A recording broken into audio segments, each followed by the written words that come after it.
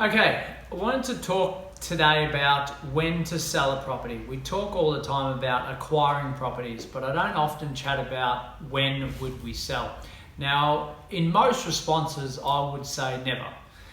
Because we want to build our portfolio and let the portfolio do its thing over time, 10, 20, 30 years and so on. But there are some times when we probably do want to sell for, I'm going to talk about 3 reasons today. Number 1 is if we want to pay down a chunk off our mortgage, our bad debt essentially. So we sell an investment property, profit those gains, pay some capital gains tax, and then pay a chunk off our mortgage to fast track owning that home outright. The second one would be if we were buying or we had property in a more of a speculative market that had the ups and downs and wasn't a consistent capital city, for example, you may want to de-risk yourself from that market after you've seen some gains and sell out of that property, and again, move it into your mortgage if you've got one, or put it into a more reliable long-term asset.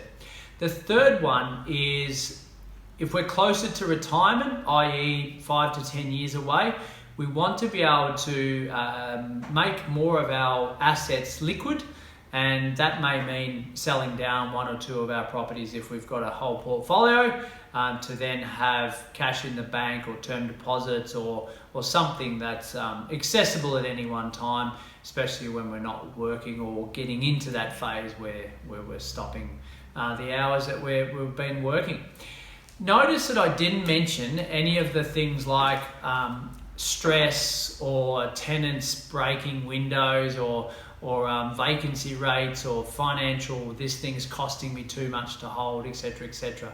And the reason is because I see a lot of investors selling property prematurely because of those emotional things that I've just listed.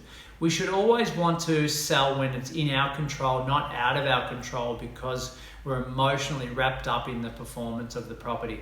Let it do its thing over the long term.